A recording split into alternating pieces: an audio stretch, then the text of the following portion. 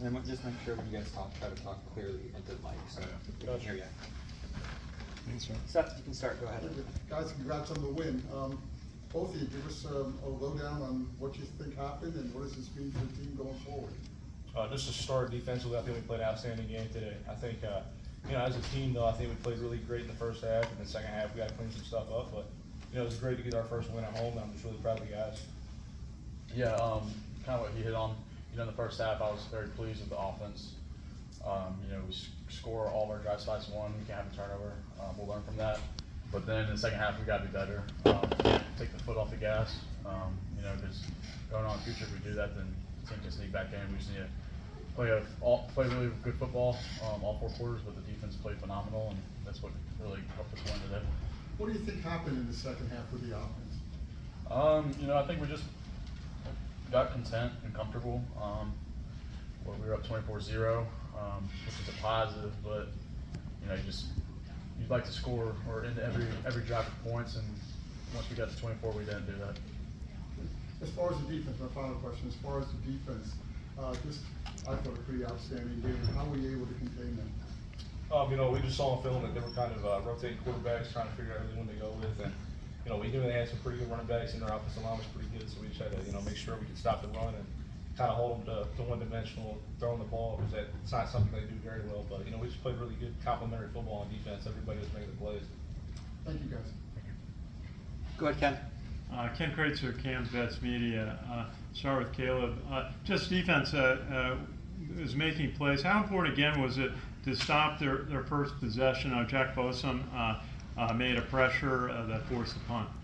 That's not something we've done much this year. Stop the team on their first drive. So that was great to stop them on the first drive. And like I said, it was outstanding seeing everybody at every position making their plays. And Jay Balsam and that D-line group as a whole, played a really good game. And also, right at the end of the second quarter, Eric Ford had a sack, which again forced the punt. How important was it that you were able to stop their fourth down plays and also force them to punt? Yeah, I think it's important to give the ball back to the offense and let them take control of the time of possession, and then also just put their defense back out and let them get beat up and battered. So Ford made a really good play, and then our D lineman had 2 really good plays down there, forcing the punt, and we just did that quite a bit today. Great, congratulations. Cale, maybe talk about in the first quarter, you had a 50-yard run. You're on the left sideline, you cut across the field, you're running for the pylon, and you just missed it. You got to the 1-yard line, you scored on the next play. Just tell us about that sequence. Yeah, leading up to that, we were moving the ball well on the ground. Coach Worley had a phenomenal play call, ran counter, and the defense bid on it, so we got great leverage, and guard and tackle pulled, and Teddy Williams made a phenomenal block. I cut off of it, and then I just tried to push to get in the end zone, but I got caught. Gotta get faster, I guess. And Caleb, maybe just tell us about your 44-yard pass to Noah Short. It was a 4th and goal. Then you got at 4th and goal at the 1, and you scored on the 1-yard run. Tell us about that sequence. Yeah, that drive, the fact that we ended a touchdown was huge. We got behind the chains, which we don't need to do that.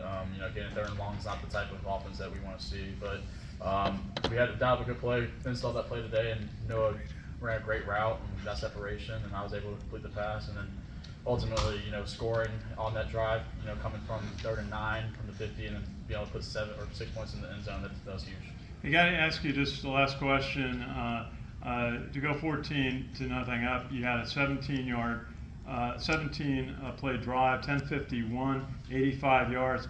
You had 6 different ball carriers. Carson Smith scores. You had 40 yards on the drive. Just tell us about what it was like to keep that momentum and rhythm going. Yeah, that was huge. That's Army football right there. That's Black Flag. That's Army's offense, and that type of drive is we need to put those together all the time. That was huge. We allowed the defense to get rest on the sideline. And having guys that we have the capability of, like you said, 6 people running the ball. A lot of teams don't have that. We have that, and it's huge, and we rely on it. The O-line, that's the engine to our offense, and we were able to run behind them, and they're what kick-started that drive, and it was Army football. Thank you. Yep. All right. Anyone else here? Right here. Go ahead. Cale, was there any point in the game where you felt like you guys had a solid lead over Charlotte today? Oh yes, sir, for sure. going into halftime 17-0 is a great feeling. You know, we wanted to score on that first drive, we didn't, but once the defense got to stop early, and then we were able to score, go up 24-0, that was a great feeling. I'm sure. Go ahead, Sal. Cale, how much was the game plan centered around imposing your will on offense? Because it seems like you were ready and willing to grind out drives to that.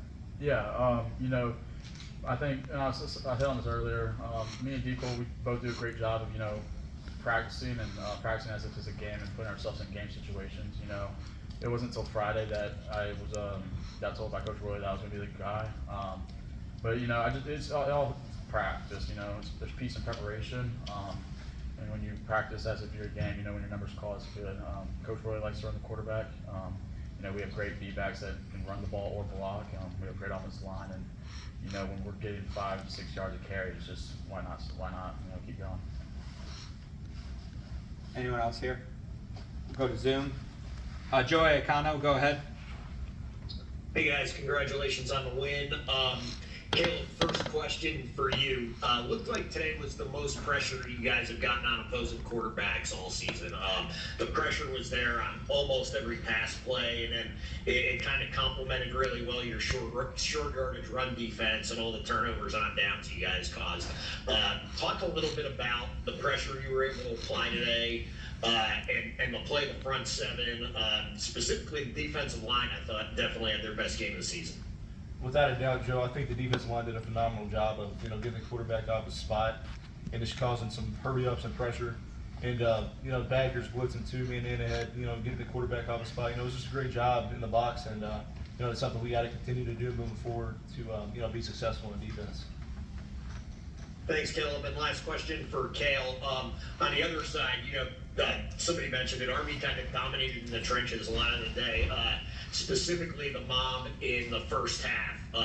You know, not to single anyone out because all 5 of them in the tight ends were all blocking great, but Teddy Williams had a couple pancakes, big block on your counter play, which kind of sprung you. Talk a little bit about the O-line's play specifically in the first half. Yeah, man, those are my guys, and you know, like I've said every time, they're the engine to our offense.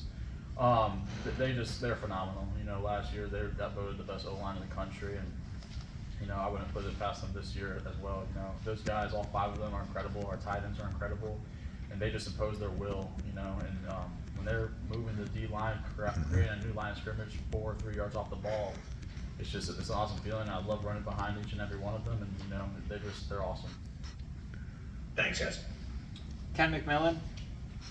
Cale, could you talk about the efforts of Carson Smith and Briggs Bartosh, what they offered today? Yeah, you know, those guys are great. And, for weeks on end now, they've been playing excellent. They've stepped up, you know, and they're great with the ball in their hands. But you know, what's impressive is how they play without the ball in their hands. You know, I don't think we'd be able to rush for 300 yards in a game if it weren't for how our B-backs, you know, block. You know, they pick up key blocks each and every play, and then when they do get the ball in their hand, they run hard. Very rarely will you see one guy be able to bring any of them down, and it's just awesome. You know, we pride ourselves in running the ball, and we pride ourselves in blocking. And you know, when you see skilled players get physical and dirty, and you know, kind of like an O-line mentality, it's awesome to see. Cale, can I ask you on your 50-yard run, did you get tired at the end? Yeah, for sure. I got tired, and then Coach Worley was in my ear yelling to get back on the ball because we knew we were going to run it down the throat. And Cale, how important is it to not only get the win, but the nature of the win heading into the Tulane matchup? I think it's good momentum, and it's, you know, it's really good to go into a tough game as Tulane's going to be a really hard one for us with the win, and you know, I think it's going to be a really hard week of practice and good preparation in order for us to compete against Tulane, and it's just awesome to finally get our first win at home. Thank you. Mr. Guzman, do you have a question? Caleb, how do you set the tone as captain of the team? Man, it's a loaded question, big dog. I think it's important to know that everybody's got to, you know, execute and make their plays when it comes to them, but also just, you know, knowing that they don't just do it for themselves, but they do it for the person beside them, because that's ultimately what it's about when you play here in Army. Good question, big dog. Cool. You guys are all set. Thank you. Thank you.